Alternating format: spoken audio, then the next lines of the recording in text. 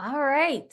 Good morning, everyone. Thank you for, or not good morning, sorry, good afternoon. Thank you for joining today's Tech Tuesday. My name is Vanessa, and today we're going to be talking about Poll Everywhere. I just want to make sure, if you guys wouldn't mind putting in the chat or giving a thumbs up, that you can hear me okay and that you can see my screen that has a PowerPoint intro slide on it that says, let's take a poll. All right, thank you, Catherine. I appreciate the thumbs up. All right, let's get started. So today we're going to be talking about Poll Everywhere and how you can use this tool to create polls, put them in your presentations, and add a little bit more audience engagement. Before we begin, I just wanted to let everyone know I am recording this session. So if you want to go back and refer to it at a later time or even share it with your colleagues, I'm going to send a follow-up email after the session is over, and it's going to have a link to the recording so you can go back and review anything that you may have missed or forgotten. So no worries there. I also have everybody on mute just to prevent any background noises. But if you have any questions at any point during the session, please feel free to just pop them in the chat. I'm going to be checking it periodically to answer any questions that may pop up. But we do have a couple of people from the educational technologies team who may be helping me answer some questions. We've got Christina Corian, who's part of our instructional technologies team and who's also the Poll Everywhere expert. And we'll probably have a few other people. We've got Doug Cohen, who's the director of educational technologies. And I believe we may have Rob Dietz, who's also part of instructional technology. So thank you to them for helping me with any questions that may pop up. All right, so let's begin. So what is Poll Everywhere? Well, in a nutshell, this is our official web-based solution to just add audience polling to presentations. And it works very easily. You basically just log into your account, you're going to display a poll. Well, you're going to create the poll first, then you're going to display it, and the people who are participating in your presentation can take the poll in a few ways. The most common one is probably using a web browser. You're going to have a URL that's dedicated solely to your account, and people can log into it by just typing it into a browser on their smart device or even scanning a QR code, and they'll be right there with the poll and they can take it right there. The other option is text messaging, which is available for a lot of different poll options, not every single one, but we'll get into that in a little bit. But it is an option that's available along with the web browser mode so that people have the option to choose which one they'd rather use to take the poll. And you've also got a dedicated Poll Everywhere mobile app that people can download to their device. This isn't required to answer any of the polls that you may have in your presentation, but it's nice if you're, let's say, in a classroom setting where you're going to see the same students over and over, and it might be helpful for them to have the Poll Everywhere app so that if they know you're going to have polls pretty consistently in your sessions, they can just log into their app, go to your particular polls, and just access them that much more easily. So we can discuss that a little bit later. And polls can be conducted in real time. People answer them during your presentation, and the results show up right there on the screen so everybody can see it. Our license allows for up to 1,600 responses per poll. So I've never heard anybody tell me that not enough people were able to join. That's a new one if it does happen. So our license does have a lot of robust options where several people can join and you don't have to really worry about capping out at any particular number. So why use Poll Everywhere? There's a few options I like to tell people about. The first one is that it's just fun. So I'm sure we've all been part of a presentation where it's kind of dragging along. You kind of wish that there was something more exciting happening. And I think Poll Everywhere is a really good option to do that. It's a really great tool for icebreaker questions, for example, and it helps people feel like they're part of the presentation and they can engage more with the content. It's also a great way to just make sure that people who are listening to your presentation are on the same page with you. You can do really quick knowledge checks to see that people are understanding the material. And if you know they're not, you can then go back and kind of review things as needed. And you can also get some really good feedback from your colleagues. If you're having a team meeting, for example, and a certain topic comes up and you want to gauge how people feel about it, it's really easy to create a quick poll on the fly, throw it up on screen, and then get people's feedback even anonymously so they can feel more comfortable answering. There's also some team building activities within Poll Everywhere. I won't have time to demonstrate this today, but there is a competition mode format in Poll Everywhere that if you've ever played bar trivia, it works just like that. And it's really fun. I've helped a couple of departments put that together for some of their own team building activities. And I think it's a really great way to get people together. And there's no extra cost to you, which is probably the best part. You don't have to make a special request to ITS through my help desk to access the tool. You as an individual or anybody in your department, as long as they have an active seaweed, can go into the polleverywhere.com website, log in, and just start creating polls and putting them in their presentations. So who can use Poll Everywhere? There's two types of accounts. The main presenter account is available to anyone who's faculty or staff who have an active seaweed and password. So that allows you to go into Poll Everywhere, create the polls, display them, and then when people answer them, you can actually run reports and collect the data later if you'd like. Students have access to responder accounts so they can participate in the polls. But I want to be really clear that even if somebody is outside of Weill Cornell and they're part of your presentation, they're an audience member, they can still participate in all of your polls. There are ways to add no restrictions to your poll so that anybody from anywhere can take your poll anytime you're presenting. So we're going to try out a couple of polls right now. So if you've got a smartphone available, or if you're on your laptop and you just want to pull up another browser, you can go to pollev.com/Vanessa, or you can scan that QR code right there on the screen. And you should see the screen to the right that says hang tight, your poll is loading once you're there. If you wouldn't mind just giving me a thumbs up or putting in the chat that you're ready to go once you're there, then I'll get started. I'll give you guys a few seconds to do that. All right, I see a few people are getting ready. I'll give you guys a little bit more time.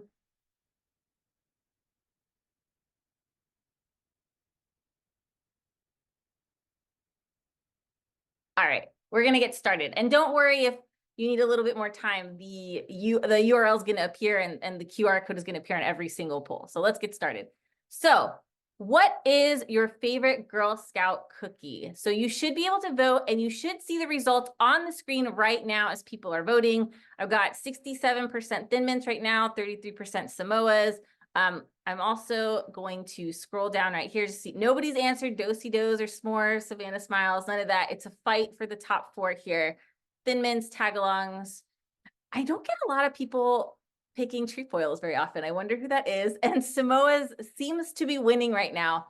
But you can see as you're voting, those results are appearing on the screen very, very quickly. And oh, we got one s'mores at the bottom. So perfect. This is how the most common poll type, which is multiple choice, works. Let's try another type of question. So I have to know what to put in my queue. It doesn't matter if it's Netflix, HBO, Hulu. What do you guys think I should be watching? You can type in your answer into your device. Oh, The Bear. I've heard that's very good. I do actually have that one on my list. Thank you. I don't think I've ever heard of Jailbirds. Narcos is also on my list. Thank you. And this is kind of a new feature. I can actually, as the person who's running this, I can highlight one by just hitting the star. I love Succession. I did watch it somewhat recently, and it was an amazing show. I also recommend that to anybody on this session who has not seen it. So I've got Sopranos, Reacher. I've seen a couple of Reacher. Yeah, The Silo. Perfect. So you can see as you're answering all of this, it takes a couple seconds, but your answer is going to show up on the screen. So let's try one more. This, you may have an advantage if you're actually a physician, but you should be able to tap on your screen and tell me where you think the gallbladder is in this image. So I've got a pinpoint in green at the bottom right. We've got one on the top left. Anybody else want to guess? Someone's got that big old mass on the left. Oh, I'm seeing little clusters here. All right. I really like this type of poll. This is called a clickable image. You can see in the top right here how many people have actually responded. We've got 7.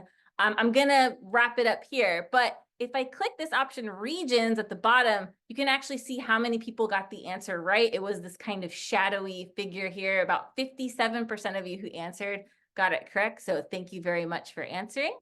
And I'm gonna show you how to do polls just like this in just a moment. But these are the important links to remember, and I'll be sending this to you in the follow-up email as well. But to get to your Poll Everywhere account, all you need to do is go to polleverywhere.com. That's it. And you're going to log in with your Weill Cornell credentials. If you ever have questions about how to do something in Poll Everywhere, they have a really good support site. And that's just at polleverywhere.com/support. Super easy. They have a ton of articles that you can just look up in their database and all the answers pop up. I've used it myself. It's great. If you have questions about what's included in our particular license at Weill Cornell, you can go to our website, its.weill.cornell.edu/polleverywhere, and all that information's on the page. So without further ado, I'm going to head over to the Poll Everywhere site, but I'm just going to double check the chat to see if we have any questions. And I don't see any yet, which is fine. All right, so let's head over to Poll Everywhere. So I just want to double check that you can see my browser now.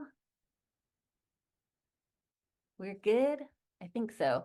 You guys should be able to see my my browser. I've just got polleverywhere.com open. Although I'm going to log out actually really quick because I want to show you what it's like to sign in from the very beginning.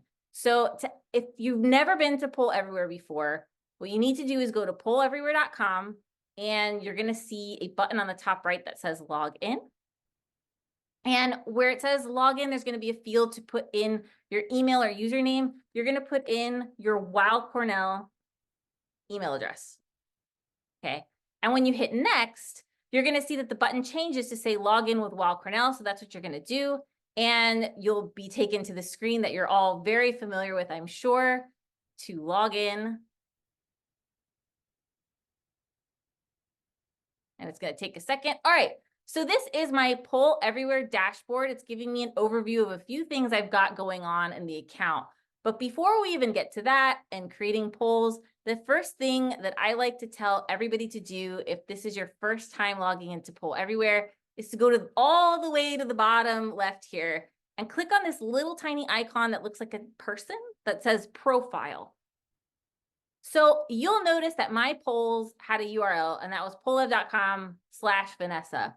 It was not that when I first logged in. It was like a mishmash of my name and then some auto-generated letters and numbers. And I personally found that to be very frustrating to type in at the time because QR codes were not available with Poll Everywhere. So I changed it. So you can actually change your username. You just type something in and hit change. And if it's available, because it's a unique code only available to you, Poll Everywhere will change it for you. So I was very lucky in that there was no other Vanessa using Poll Everywhere that had this URL. This is my URL for, I guess, all of eternity, or until Poll Everywhere like blows up and ceases to exist. But this is the one that I use for me, and you can change one for you that works out however you'd like it to. You can also download a QR code, which I find to be very helpful for presentation. So instead of typing in the URL, people can also, if they've got a phone with a camera on it, can just scan it and be taken to your polls directly. I can't go into every single setting in the profile because we don't have enough time, but I want to point out two that I think are really useful. One is international text messaging. So if you do plan to have the text messaging option available for your polls, you have international patrons or coming to participate in your presentation, you can add local numbers for them just by selecting them, and those numbers will appear on the poll when you present.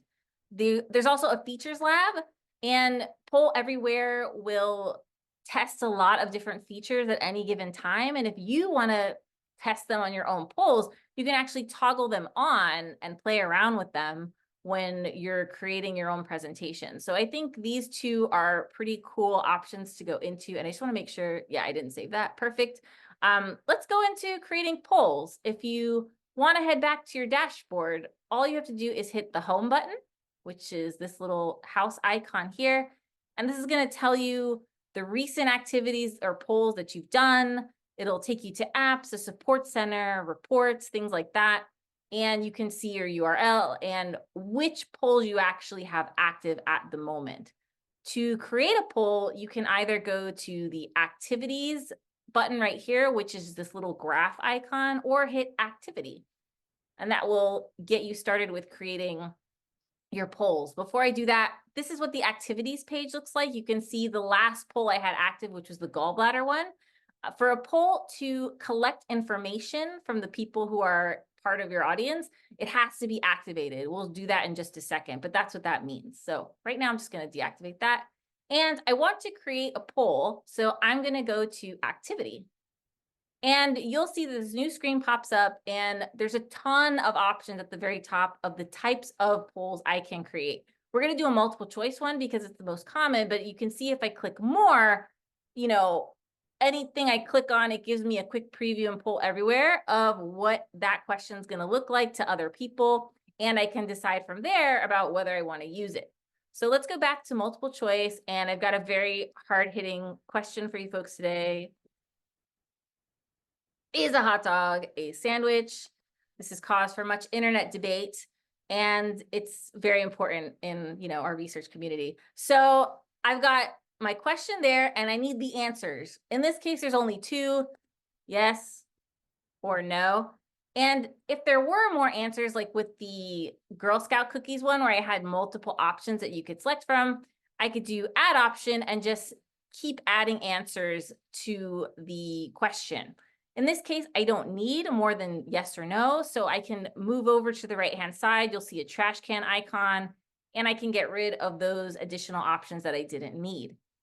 You also have the option to add an image. So if I click on that, I can upload an image if I wanted to for a particular question or answer. It would just have to be uploaded from my device.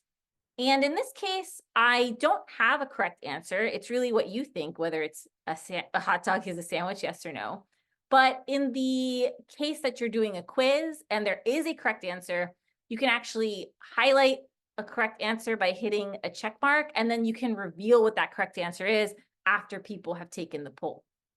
If you want to change the order of the answers, you can just click and drag from the left-hand side and move your options that way. So pretty simple. That's my question. I did it in a few seconds and it's ready to go. But before I display it to other people so that they can take it, I want to customize it a little more to make sure it's working the way I would like. So I'm going to hit create.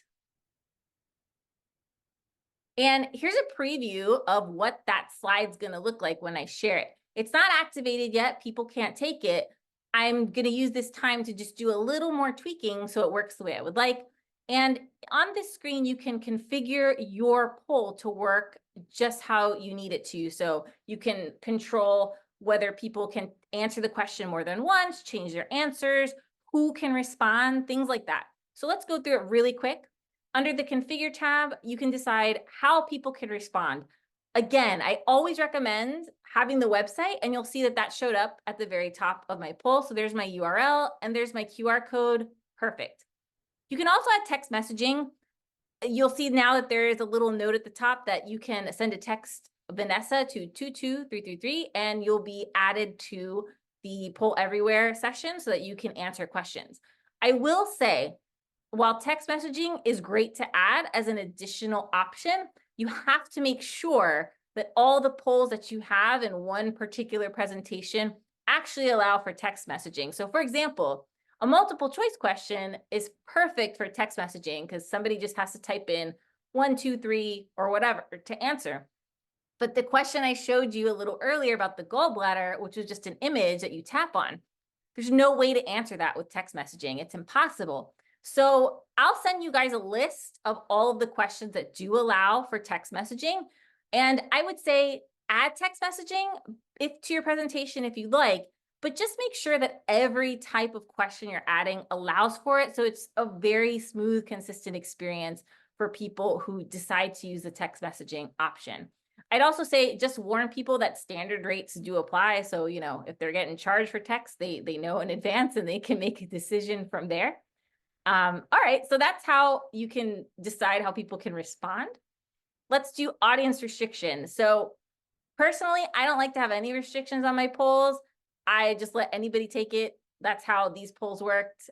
You didn't have to pre-register. You just signed in, you took them, and it worked perfectly.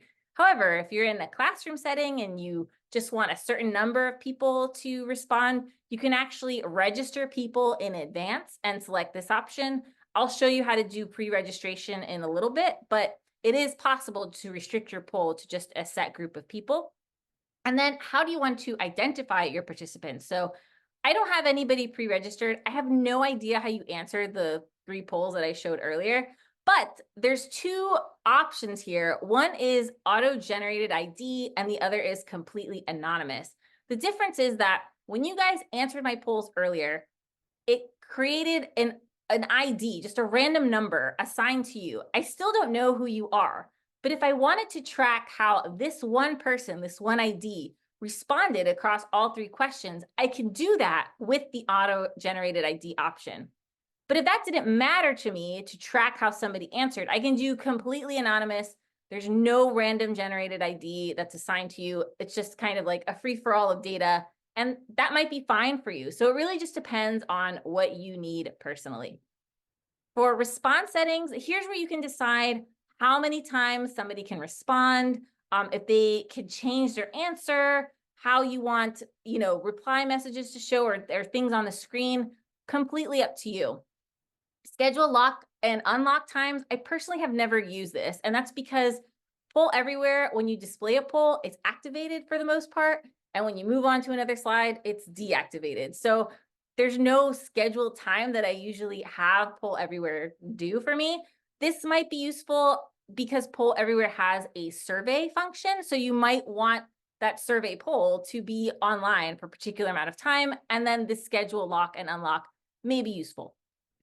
For timer, this is kind of a new one that they added recently. You can automate the time so you don't have to manually go through the slides if you'd like to, and you can set a time limit for each question that you've got on the screen. So that's how you can configure your poll to display however you need to and collect data the way you need to. When you're ready to actually collect information, there's 2 ways to do it. You can do it right from your browser right now by hitting activate, and I can present it. And you guys can actually take this poll right now. If you go back, if you've got that URL open, you can tell me whether you think a hot dog is a sandwich and let me know. It's anonymous, so don't worry, I won't know who you are if you're embarrassed by your answer. I do have a no.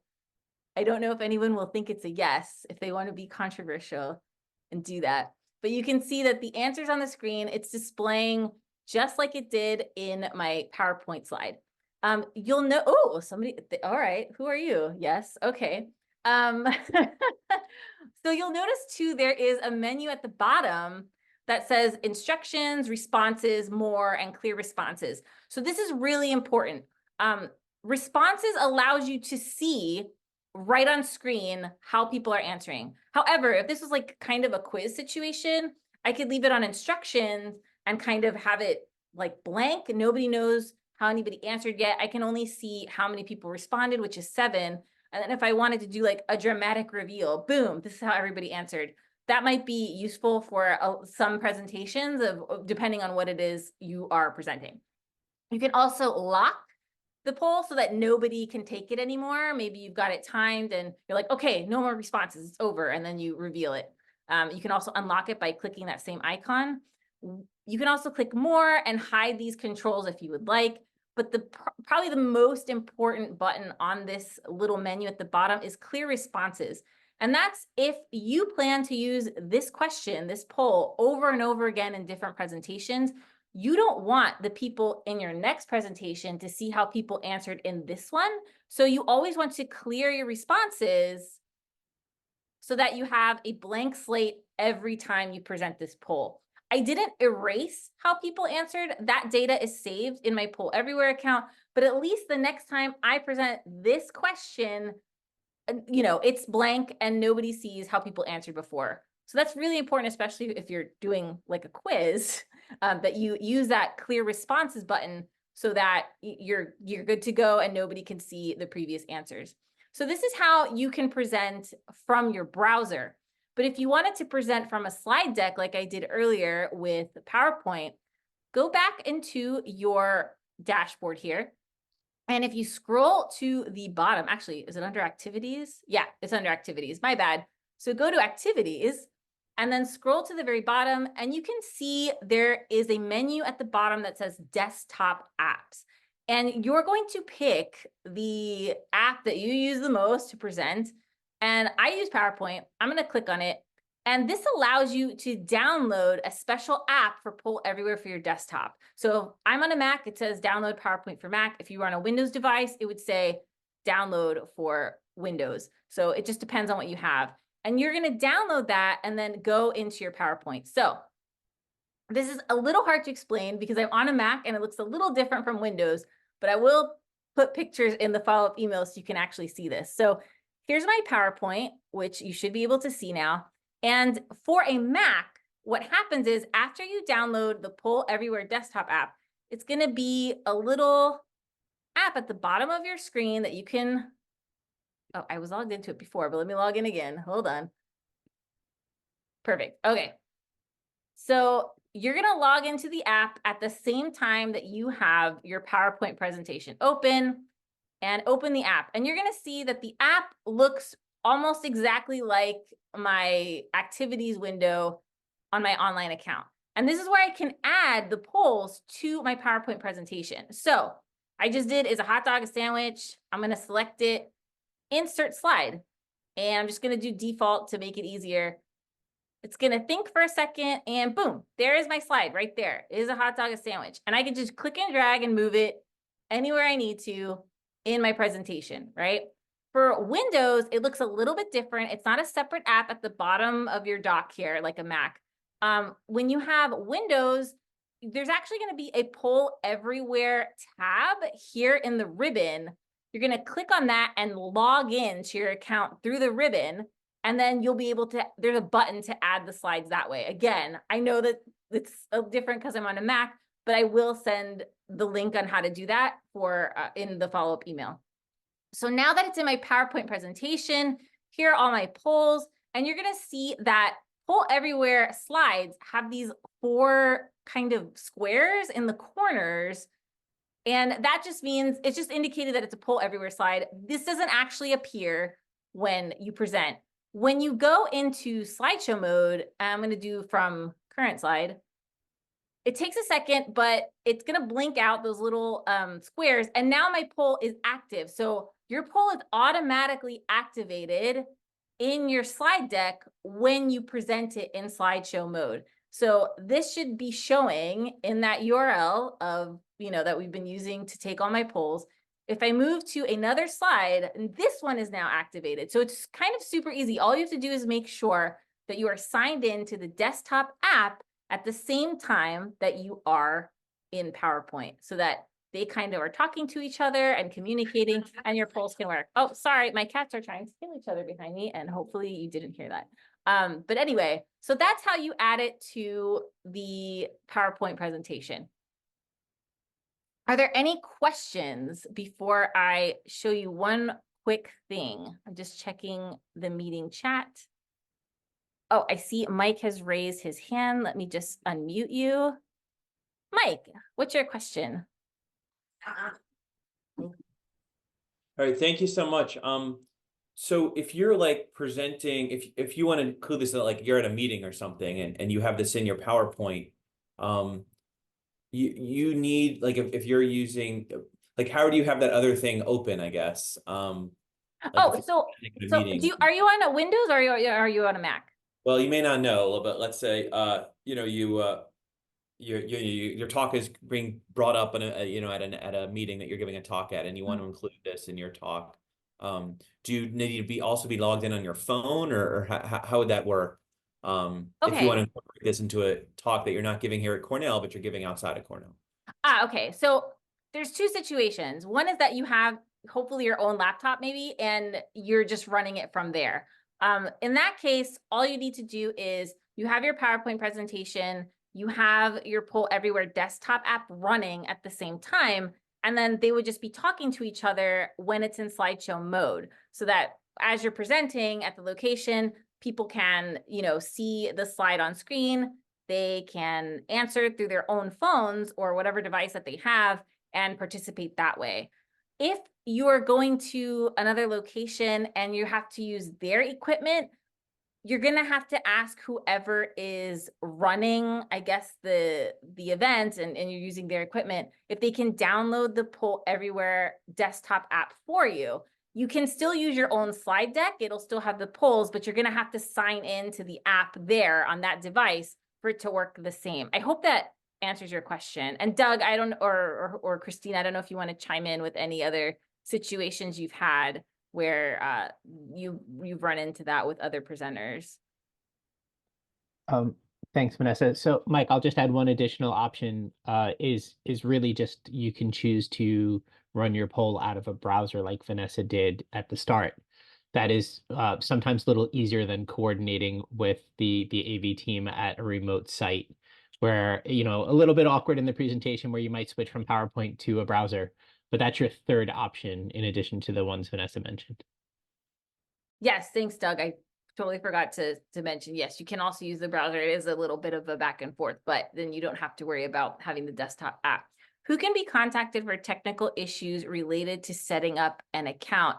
You're receiving an error message. So that would be etg-support@med. Thank you, Doug, for typing it in as I'm explaining it. But yeah, if you have any questions, any technical issues logging into your account, you can go to etg-support@med.cornell.edu and someone can help you figure out what's wrong with your account so that you can access it. Any other questions? Yes, and that'll create a ticket so that somebody can reach out to you and help with the issue. Let me move on really quick. I just wanted to be able to show one more thing in my account. So let me share my screen.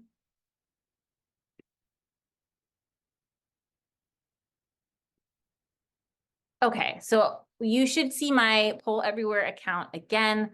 One thing I did mention is pre-registering participants. So if you, again, have a classroom and you have a set number of people that you want to take your polls on a regular basis, you can create a class. So you can see on the right-hand side, I have several groups that are just tests, but you can create a new group and name it whatever you'd like. And then you can add participants to that group. And the way that that works is if I click it, you can import it from a spreadsheet, or I'm not sure if the legacy LMS connection works. Christina, if you want to chime in the chat to let me know, that would be great. But if you do it with a spreadsheet, this is what happens. You can actually download a template, and at minimum, Poll Everywhere needs the participants' email, first name, and last name. And then it's really simple instructions. You're going to upload the spreadsheet by choosing it from your desktop. I recommend checking that, email the login instructions to participants, and then you can assign them to the group that you created so that they'll be automatically put into that group, and you can assign whatever polls you need to that particular group of people and actually track how they respond since you've pre-registered them. You can also head to the reports tab, which is this clipboard, and you can click on any of these questions that you've created and create reports about them. So I can change report type. I can do executive summaries, just quick audience response, pivot tables, even a gradebook, which is very useful, again, if you're in a classroom setting. And I can run the reports that way. So if I did audience response, I can load the report there. I can run the report to do every time I've done the poll, the most current one, or just archived ones in the past. You've got report options, and also you can select if you're sharing a poll with other people, you can click their name there and see how their responses were in the report. And speaking of shared reports, to do that, or shared polls rather, to do that, you need to create a team. You can't do that on your own, but you can send a note to etg-support@med.cornell.edu, and they can create a team for you and assign it to your account. You just need to tell them all the people that need to be part of the team, including your own name if you also need to be part of the team.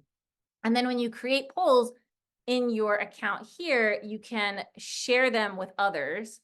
You can create a folder and share it with that group of people so that if you're all part of a training team, let's say, or a group of faculty, and you all want to use the same polls, you can put them all into your own presentations and collect the data that way. You don't have to worry about two people presenting the same poll at the same time and that somehow screws up your reporting.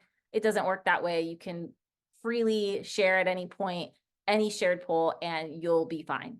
And I think that covers, yeah, I think that covered in a nutshell things that you can do in Poll Everywhere. If there are other questions or things you'd like me to demonstrate, I'm happy to share. Oh, I think I got a note here from Rob Dietz, who's part of our instructional technologies team. We do have an integration between Poll Everywhere and Canvas if useful for everyone. So that's good to know.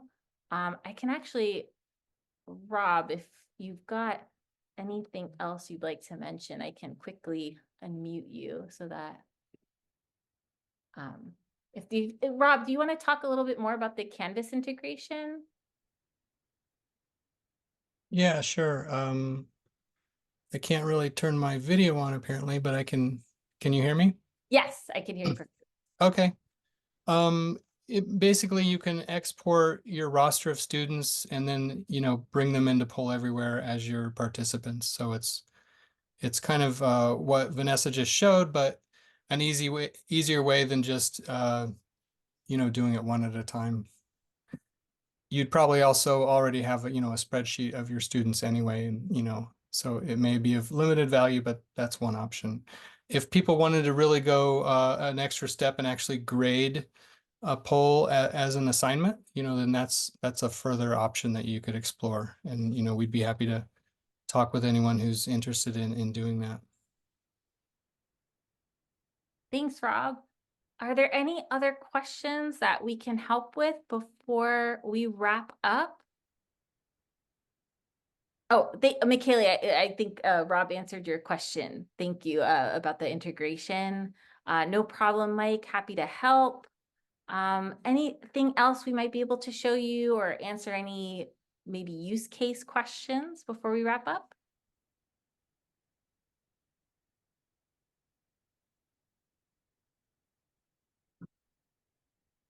All right. Well, I don't see any questions in the chat. However, if you think of one later on as you're getting more familiar with Poll Everywhere, feel free to reach out. Again, I'll be sending a follow-up email with the link to the recording, as well as some really useful links to the Poll Everywhere support site with just some articles about how you can start setting up polls.